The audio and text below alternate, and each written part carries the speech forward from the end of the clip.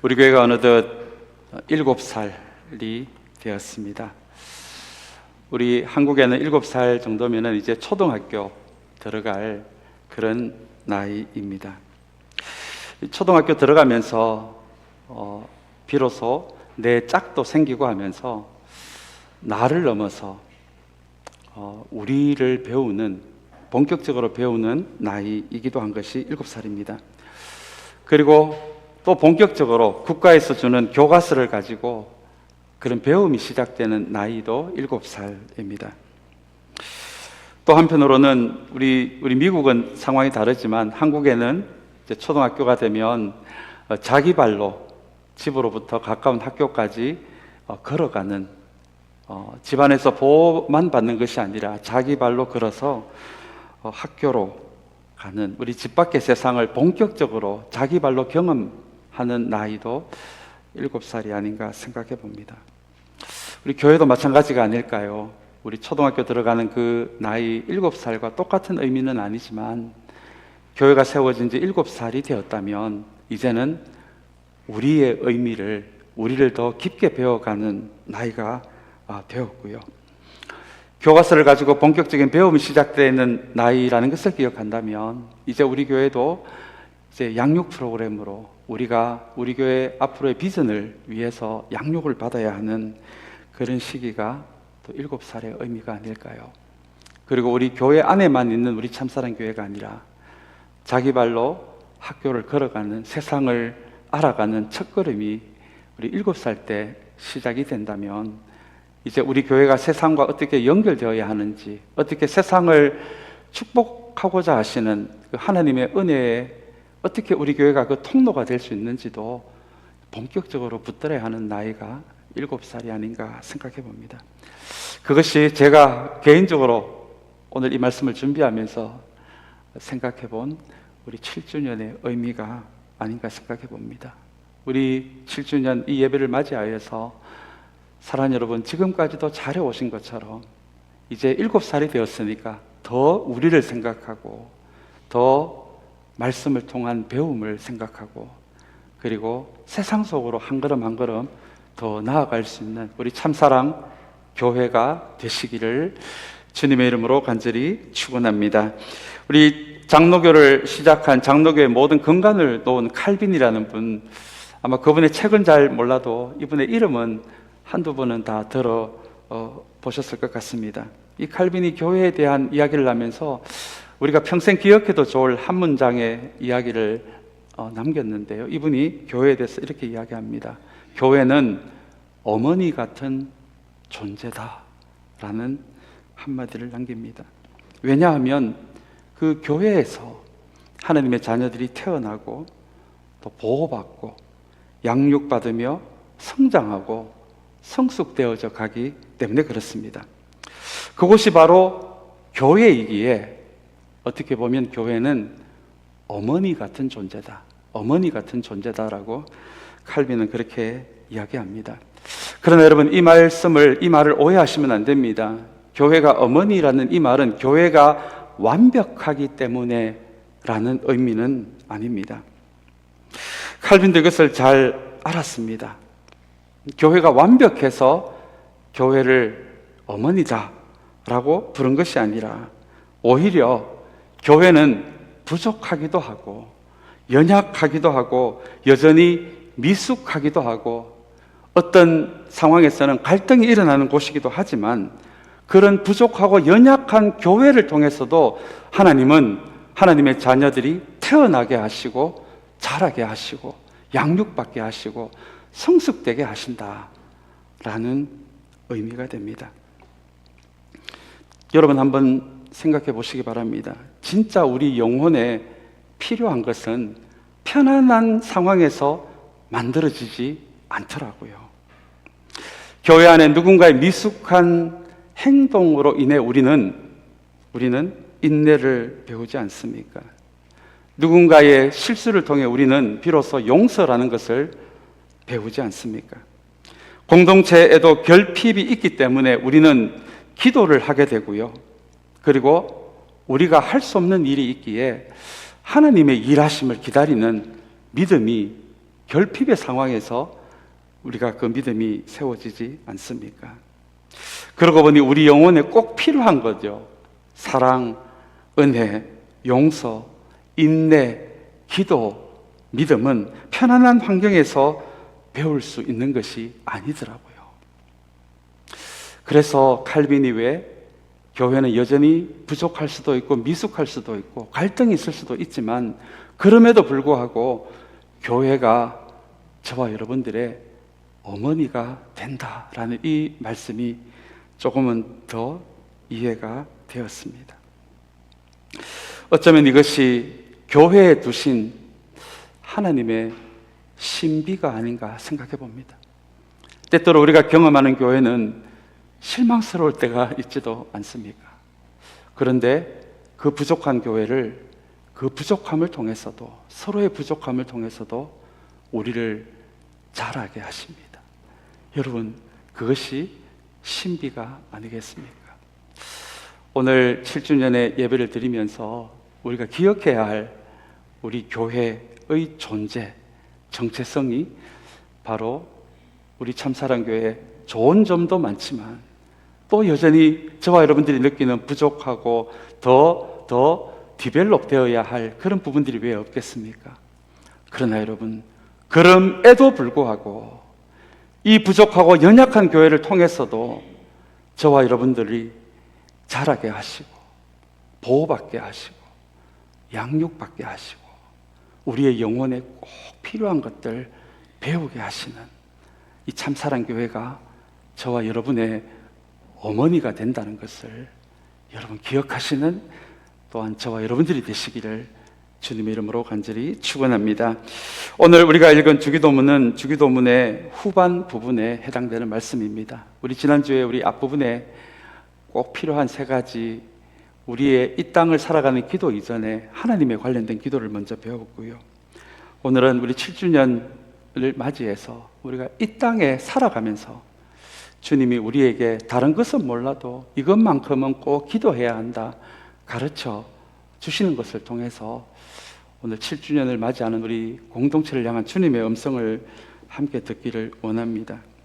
오늘 이 기도 내용은 저희가 평소에 주기도문을 많이 암송하기 때문에 이 기도 내용이 무엇인지 여러분 잘 아실 것 같습니다. 이 땅을 살아가는 데 있어서 주님은 수많은 기도의 제목들이 있지만 특별히 우리의 먹고 사는 문제, 일용할 양식에 대한 문제에 대해서 이것만큼은 꼭 기도해야 한다라고 가르쳐 주시고요. 그리고 두 번째가 용서입니다. 세 번째는 유혹, 악에 물들지 않는 이 세 가지의 기도에 대해서 주님은 가르쳐 주십니다. 그런데 여러분 한번 생각해 보시기 바랍니다. 우리가 주님께 기도해야 할 기도의 제목이 이 세 가지밖에 없습니까? 아마 30가지, 300가지는 되지 않을까요? 우리 가정을 돌아봐도 우리의 주신 생업을 돌아봐도 여러분 기도할 것이 얼마나 많습니까? 그런데 왜 주님은 30가지, 300가지 또 넘을 것 같은 우리의 기도 제목 가운데서 딱 이 세 가지 기도 제목을 우리에게 가르쳐주고 계실까요? 왜냐하면 이 세 가지만큼은 다른 것도 우리에게는 모두 다 힘든 기도의 제목들이지만 특별히 이 세 가지만큼은 우리 힘으로 결코 안 된다는 것을 그래서 다른 기도 제목도 우리가 기도할 것이 많지만 이 세 가지만큼은 주님께 반드시 기도해야 한다. 하나님께 반드시 기도해야 한다. 여러분, 우리 힘으로 잘 안 되기 때문에 이 세 가지만큼은 기도하라고 가르쳐 주십니다. 사랑하는 여러분, 우리 힘으로 잘 안 되는 것 우리 때때로 방치하지 않습니까? 혹은 우리 힘으로 잘 안 되니까 잊어버리지도 않습니까?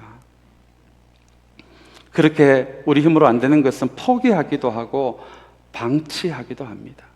그러나 주님은 오늘 주기도문을 통해서 포기하지 말고 잘 안 된다고 방치하지 말고 잘 안 될 때 우리의 머리를 들어서 하늘을 보라고 하나님의 힘을 통해서 이 일을 한번 해결해 보라고 그래서 우리의 인생 잘 안 되는 부분들 방치하지 말고 잊어버리지 말고 마치 이 일이 없는 것처럼 그렇게 살아가지 말고 그때 우리의 고개를 들어 하늘을 보라고 그렇게 가르쳐 주신 기도가 우리에게 익숙한 이 땅을 살아가면서 우리에게 필요한 일용할 양식을 위한 기도, 용서에 관련된 기도, 악에 물들지 않는 이 세 가지의 기도 제목입니다.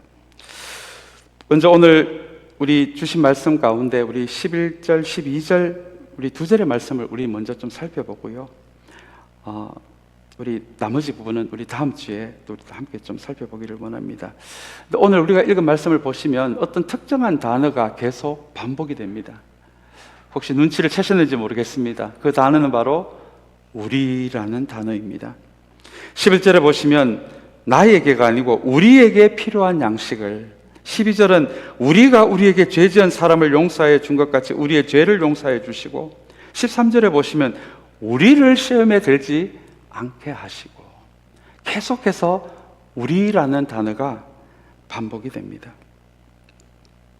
우리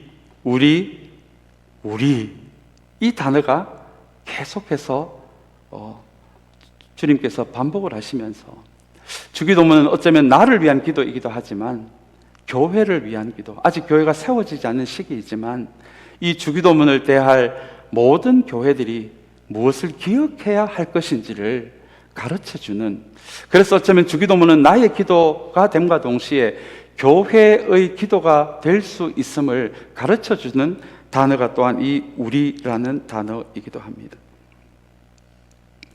이 우리라는 단어를 주님 가르쳐 주신 기도를 그대로 이어받아서 공동체를 세워간 교회가 바로 사도행전 2장에 등장하는 초대교회입니다. 사도행전 2장에 보시면 초대교회 모습이 나오는데요, 그들은 함께 기도하고 함께 주님의 말씀을 붙들고 함께 서로의 무거운 인생의 짐을 져주고 함께 식탁을 나누는 그런 공동체였습니다. 여러분, 이 함께가 주기도문에서는 우리라는 단어로 그렇게 표현이 되어 있습니다. 초대교회가 이런 교회였다고 해서 초대교회가 완벽한 교회가 아니었다는 거 아마 잘 아실 것입니다. 초대교회도 문제가 있었습니다. 초대교회도 갈등이 있었습니다. 초대교회도 서로에게 실망스러운 모습을 보이는 그런 사건들도 일어났습니다. 여러분, 그럼에도 불구하고 그들은 함께 기도하고 함께 주님의 말씀을 붙들고 함께 식탁을 나누고 함께 서로의 무거운 인생의 짐을 져주는, 그것을 결코 포기하지 않는 교회가 바로 초대교회였습니다. 왠지 아십니까? 주님이 주기도문을 통해서 바로 이 우리라는 단어를 가르쳐 주셨기 때문입니다. 사랑하는 여러분, 오늘 7주년을 맞이하는 우리 교회가 또한 기억해야 할 단어가 우리라는 단어가 아닐까요? 여전히 우리는 부족함을 경험합니다. 갈등을 경험하기도 합니다. 연약함을 경험하기도 합니다. 그러나 그럼에도 불구하고 주님이 우리에게 가르쳐 주신 기도에서 우리라는 단어를 기억하신다면, 그리고 초대교회가 그런 문제와 갈등이 있음에도 불구하고 또 그 다음 주면 모여서 함께 기도하고 함께 말씀을 붙들고 함께 밥 먹고 함께 서로의 짐을 져준 공동체였다는 것을 기억하신다면, 여러분, 지금까지 7년 동안 뿐만 아니라 이후에 우리 교회가 존재하는 시간 동안, 그 시간 동안 우리가 결코 잊어서는 안 되는 단어가 주님께서 우리에게 가르쳐 주신 우리라는 단어, 초대교회가 우리에게 가르쳐 주는 함께라는 단어가 아닐까요?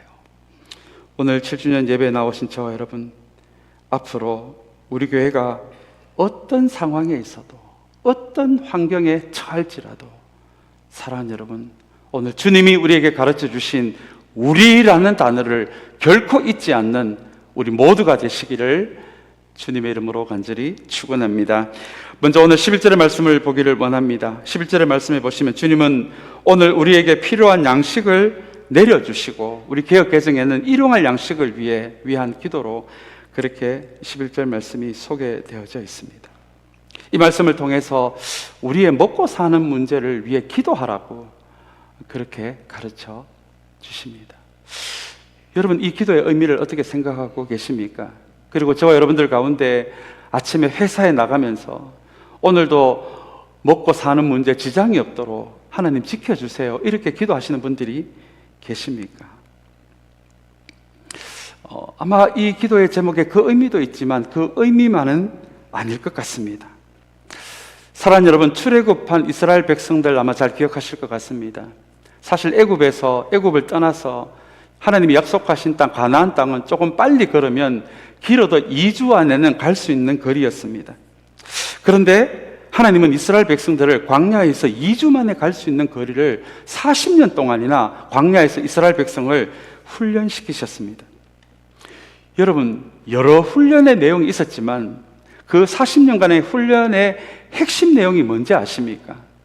하나님은 2주 만에 갈 수 있는 거리를 40년 동안의 시간을 통해서 이스라엘 백성을 훈련한 핵심 내용은 누가 너희들을 먹이느냐, 누가 너희들을 보호하느냐, 이거 가르쳐 주기 위한 훈련이었거든요.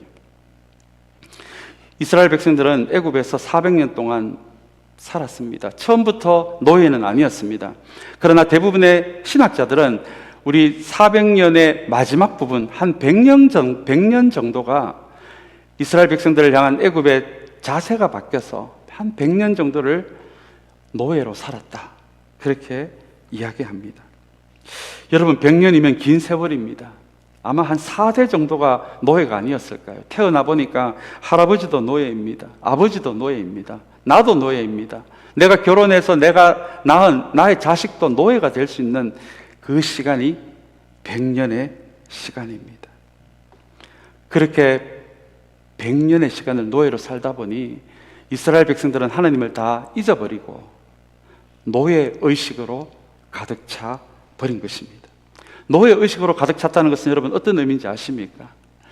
나를 먹이고 우리를 보호하시는 분은 애굽의 왕이고, 그리고 나에게 눈만 뜨면 무슨 일을 하라고 시키는 나의 주인이 나를 먹이고 나를 보호한다.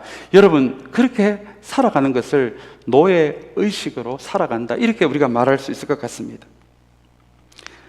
그래서 하나님은 출애굽 이후에 이 노예 의식을 없애기 위해서 너희를 진짜 먹이시는 분이 누구인지, 너희를 진짜 보호하고 인도하는 그분이 누구인지를 여러분 만나와 메추라기를 통해서, 불기둥 구름 기둥을 통해서 40년 동안 그거 훈련시키신 것이거든요.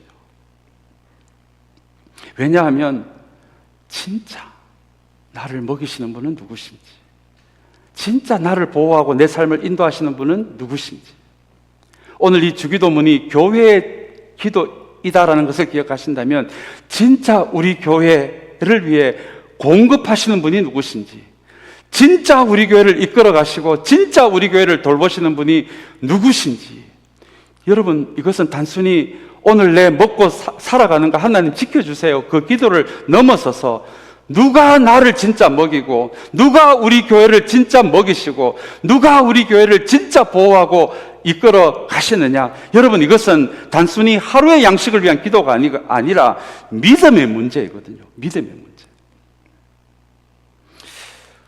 그렇다면 오늘 이 11절의 말씀을 7주년을 맞이한 우리 교회에 적용한다면 여러분 어떤 뜻이 될까요? 지금까지 7년 동안 우리 교회를 공급하시고 우리의 교회를 먹이시고 우리의 교회를 인도하시는 분이 누구냐라는 것을 기억하라는 것입니다. 또한 앞으로 우리 교회가 교회다운 교회가 되는 일에 필요한 모든 것을 공급하시는 분이 누구실지, 그리고 앞으로 우리 교회가 존재하는 동안 우리 교회를 붙들어 주시고 인도하시고 돌봐주실 그분이 누구인지를, 그분이 누구인지를 너희들이 정말 알고 있느냐. 여러분, 그 기도가 바로 오늘 우리에게 필요한 양식을 내려주시고 라는 이 기도의 내용입니다. 그래서 여러분, 이 기도는 단순히 먹고 사는 문제를 해결해 주세요라는 그 기도를 넘어서서 앞에서 말씀드린 대로 믿음의 기도가 되는 것입니다. 여러분, 이 믿음이 있어야 우리는 자유케 됩니다. 이 믿음이 있어야 내일에 대한 염려 때문에 오늘을 갉아먹는, 여러분 매일 걱정만 하는 어리석은 인생, 어리석은 교회가 되지 않을 수 있습니다.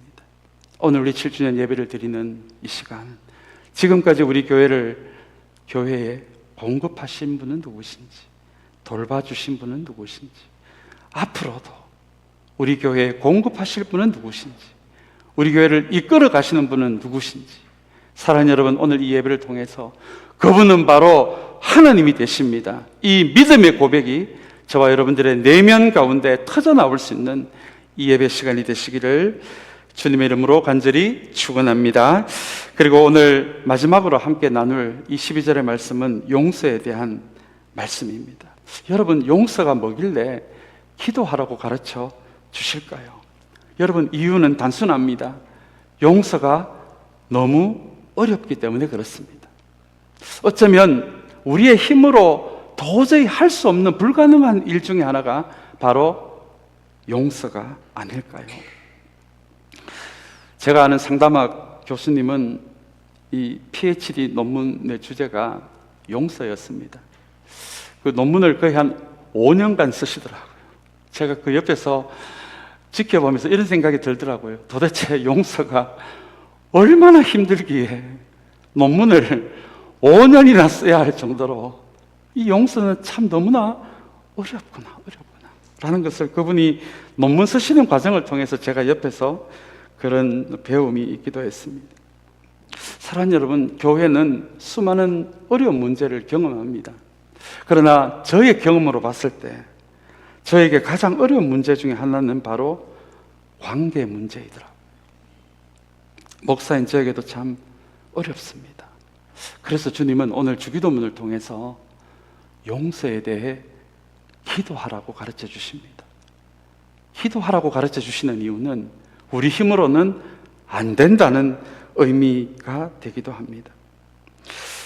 그래서 주님은 우리가 함께 읽은 12절에서 우리의 생각과 감정으로는 불가능한 이 용서가 어떻게 가능한지를 우리에게 가르쳐 주십니다. 우리 12절은 중요한 말씀이어서 저와 여러분이 한번 같이 읽으면 좋겠습니다. 우리 한번 같이 읽겠습니다. 우리가 우리에게 죄 지은 사람을 용서하여 준 것 같이 우리의 죄를 용서하여 주시고 라는 말씀입니다. 여러분, 이 말씀을 언뜻 보면 조금 이해가 안 되는 말씀이기도 합니다. 마치 하나님과 거래를 하는 말씀처럼 다가오기도 합니다. 하나님, 내가 이렇게 용서를 잘하고 있으니까 나의 죄를, 우리의 죄를 용서하여 주세요. 내가 다른 사람을 용서하는 이 모습을 보시고 나도 좀 용서해 주세요. 마치 뭔가 거래하는 듯한, 나의 모습을 보시면 내 죄는 좀 용서할 만하지 않습니까? 그런 느낌을 주는 말씀이기도 합니다. 그런데 여러분, 그런 의미로 읽으시면 안 됩니다. 먼저 이 주기도문은 하나님의 자녀들이 하나님께 하는 기도이기 때문에 그렇습니다. 사랑하는 여러분, 어떤 사람들이 하나님의 자녀입니까? 하나님의 자녀는 먼저 하나님께 용서받은 사람들이 아닙니까? 우리가 무엇인가를 잘해서 용서받고 무엇인가를 잘해서 하나님께 받아들여진 사람이 아니라 단지 믿음 하나로, 주님의 은혜로 우리의 인생 있는 모습 그대로 받아들여진 사람들, 우리가 무엇을 잘했어가 아니라 믿음으로 용납된 사람들, 먼저 용서받은 사람들이 하나님의 자녀들이 아닙니까? 사랑하는 여러분, 우리가 다른 사람을 용서할 수 있는 힘이 바로 여기에서 나옵니다. 내가 먼저 하나님께 용서받은 사람이고, 내가 먼저 하나님께 받아들여진 사람이다. 내가 먼저 용서받은 사람이다. 여러분, 이것이 어떤 분은 5년 동안 논문을 쓰셨지만 주님이 가르쳐 주시는 용서가 가능한 유일한 길입니다. 우리 오늘 보면 14절 15절도 같은 맥락의 말씀입니다. 우리 14절 15절을 보시면 우리 너희가 남의 잘못을 용서해 주면 너희 하늘 아버지께서도 너희를 용서해 주실 것이다 라는 말씀입니다. 여러분, 너희가 하나님의 자녀라면 그 앞에 이미 용서받은 너희가, 아마 그 부분을 집어넣는다면 이 말씀이 더 잘 이해가 되실 것 같습니다. 이미 하나님께 먼저 용서받은 너희가 남의 잘못을 용서해 주면 이라는 말씀의 의미입니다. 15절의 말씀도 마찬가지입니다.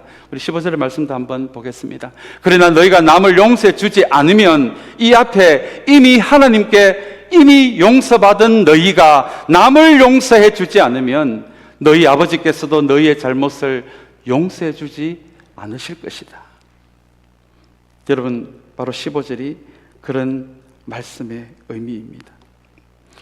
제가 경험하는 용서도 너무 어렵습니다. 내 마음이 여전히 화가 나 있고, 내 마음이 아프고, 내 마음이 너무 아픈데 용서가 여러분 어떻게 가능하겠습니까? 그래서 용서는 우리의 감정으로 하는 것이 아니라 믿음으로 하는 것입니다. 여러분, 이것이 용서가 가능한 유일한 길입니다. 나는 이미 용서를 받았고, 용서받은 너희들이 용서하라고 하시니까 내가 그 말씀에 한번 순종해 보겠습니다. 그래서 여러분, 용서는 우리의 감정과 우리의 생각과 우리의 능력으로 하는 것이 아니라, 성경이 가르쳐주는 용서는, 주님이 가르쳐 주시는 용서는 믿음의 결단입니다. 주님이 하라고 하시니까요. 너는 남을 용서하기 전에 하나님께 먼저 용서받은 사람이다라고 말씀하시니까, 그리고 용서하라고 하시니까 그 말씀에 순종하겠습니다. 사랑하는 여러분, 주님이 가르쳐 주시는 불가능한 용서가 가능한 첫 번째는 바로 나는 이미 용서받은 사람이다 라는 말씀입니다. 우리 12절 후반부에 보시면 이어서 이 말씀도 등장합니다.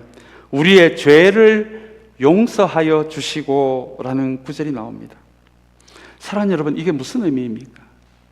내가 다른 사람을 용서할 뿐만 아니라 내 죄도 용서해 달라고, 우리 죄도 용서해 달라고 하는 이 말은, 하나님, 나는 용서가 필요 없는 완벽한 사람이 아니라 나도 용서가 필요한 사람입니다 라는 고백입니다.